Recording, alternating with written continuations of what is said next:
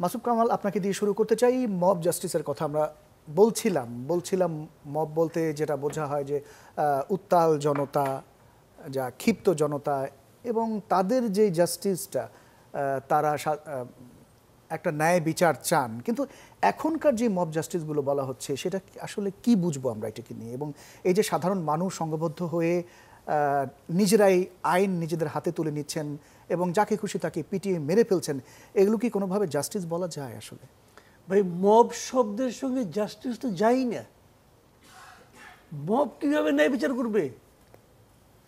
এটা তো আপনার এটাকে মব জাস্টিস কেন বলছি এটাও তো আমার কাছে ক্লিয়ার না। জি, একটা মব, একটা মানে একটা একদল জনতা, তারা একটা জাস্টিস করবে কিভাবে? ওখানে তো একজন এক এক রকম কথা বলছি। ধরেন আমি একটা এক্সাম্পল দিয়ে বলি আপনাকে। ধরেন এফএইচএল যে ঘটনাটা, ওখানে সে মারা গেল, ওখানে যারা ওকে আঘাত করেছে সবাই কি একই দৃষ্টিভঙ্গি নিয়ে একই বিচারে রায় দিয়েছে, একইভাবে আঘাত করেছে? ততক্ষণ কিন্তু এটা জাস্টিসই না, আপনি মব কিলিং বলতে পারেন। সবাই মিলে একটা নিরীহ লোককে মেরেছে, এটা মব কিলিং, মব ভায়োলেন্স। এবং মব ভায়োলেন্স। এবং এই যারা মেরেছে, যা একজনের আঘাতে তো আর মরে নাই, না, একজনের তো একটা চর মারছে, তার আগে তো মরে নাই, কিন্তু সে চর মেরে কিন্তু সে আরেকজনকে উৎসাহ দিয়েছে যে একে চর মারা যায়। এই যে মানসিকতাটা, এই মানসিকতাটা হলো ভয়ঙ্কর। এবং যখন তাকে গ্রেফতার করা হচ্ছিল তখন তিনি বলছিলেন যে আবেগে আসলে এই কাজটি করেছেন।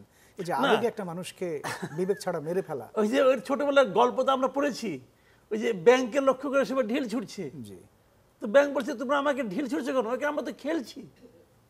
তো ওর খেলায় এর মৃত্যু, এটা গল্পের বইয়ে চলে, ছোটবেলার গল্প পড়েছি আমরা।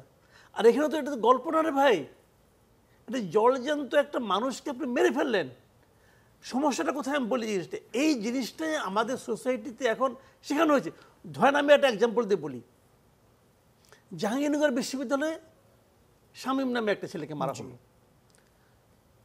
এই আলোচনার মধ্যে এই শামীম ছেলেটা ছাত্রলীগ করে এই প্রসঙ্গটা আসে কিভাবে? এই আলোচনার মধ্যে ও ছাত্রলীগ করে এই প্রসঙ্গটা আসে কিভাবে? আসে ওই কারণে যে আনা হয় মানে ছাত্রলীগ, ও আচ্ছা তাহলে আপনাকে মারা যায়, আপনাকে মারা যায়। তখন কিন্তু অপরাধটা একটু কমে যায়, একটু হালকা হয়ে যাচ্ছে। এটা কি করে হয় সোসাইটিতে? তার মানে আমাদের এই সোসাইটি, টোটাল সোসাইটিটা এখন অসভ্য রয়ে গেছে। আমরা একটা অসভ্য সমাজে বাস করছি। এবং আপনি বলেন একটা কথা আমাকে, আজকে আমি একটা কিছু মনে করেন, আমি আজকে একটু আগে একজনের একটা স্ট্যাটাস দেখলাম। জি, একটা ছেলে, আমি তাকে চিনিও না, আমার ফেসবুকে একটা স্ট্যাটাস দেখলাম। সে বলতেছে আজকে যদি আসিফ নজরুল সাহেব ওই মানে উপদেষ্টা পরিষদে না থাকতেন, তাহলে এই এফএইচএলের এই ঘটনাকে কেন্দ্র করে উনি বিশাল একটা ফেসবুকে স্ট্যাটাস দিতেন, এবং বলা যায় না উনি প্রথম আলোতে একটা নিবন্ধ লিখতেন উনি। আমরা এরকম দেখেছি ওনার অনেক। জি, এর চেয়ে ছোটখাটো বিষয় উনি করেছেন, এখন উনি লিখবেন? আমি বুধবারে ঘটনা ঘটেছে, আমি প্রত্যাশা করব আগামীকালকের মতো ওনার একটা স্ট্যাটাস দেখবো। উনি আপনার উপদেষ্টা পরিষদের সদস্য হওয়ার মাধ্যমে উনি কিন্তু এই দেশের থেকে অন্য জায়গায় চলে যান নাই, ওনার কিন্তু নাগরিক হিসেবে দায়িত্ব নষ্ট হয়ে যায় নাই, বরং আরো বেড়েছে। তিনি একটা জায়গায় বলেছেন যে আইন উপদেষ্টা ডক্টর আসিফ নজরুল বলেছেন যে মব জাস্টিস বা আইন নিজের হাতে তুলে নেওয়া কোনোভাবেই গ্রহণযোগ্য হবে না, বিচার বহির্ভূত হত্যাকাণ্ড কোনোভাবেই মেনে নেওয়া হবে না। উনি কি এটা নিজের থেকে বলেছেন? ওনাকে জিজ্ঞাসা করার কারণে বলেছেন? তিনি সংবাদ সম্মেলনে বলেছেন, সাংবাদিকদের কাছে ওনাকে জিজ্ঞাসা করা হয়েছিল, উনি বলেছেন এগুলো। কিন্তু আমি ওটা দেখছি না কেন, যেটা নাকি আরো বেশি প্রভাবশালী ছিল। কেন লিখবেন না উনি এটা? ওনার দায়িত্বটা কি? নাগরিককে সচেতন করা।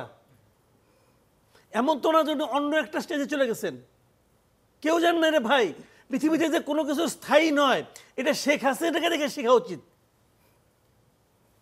সবারই শেখা উচিত। পৃথিবীতে কোনো কিছু স্থায়ী না, এই শিক্ষাটা কি ওনার হয়েছে কিনা আমরা দেখতে চাই। আমি ওনার কাছ থেকে একটা ফেসবুকে স্ট্যাটাস চাই। উনি উপদেষ্টা হয়েছেন বলে উনি ফেসবুক ইউজ করেন না? ওনার কি পার্সোনাল লাইফ সব শেষ হয়ে গেছে? হয় নাই।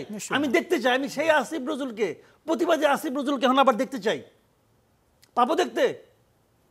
উনি যদি আমার কথা শুনে যদি ওই আচরণটা আবার করেন, আমি খুশি হব। ওনার উচিত এখন আগে যা করতেন তাই করা উচিত। কেন করবেন না উনি? এই ঘটনাগুলি কেন হবে না? আমার কথাটা হলো কি, এগুলি হতে দেওয়া হয়েছে। এগুলোকে হতে দেওয়া হয়েছে, রাষ্ট্রীয়ভাবে হতে দেওয়া হয়েছে। জি জি, জনাব মাসুদ কামাল, নিশ্চয়ই আপনার কাছে আবার আসবো।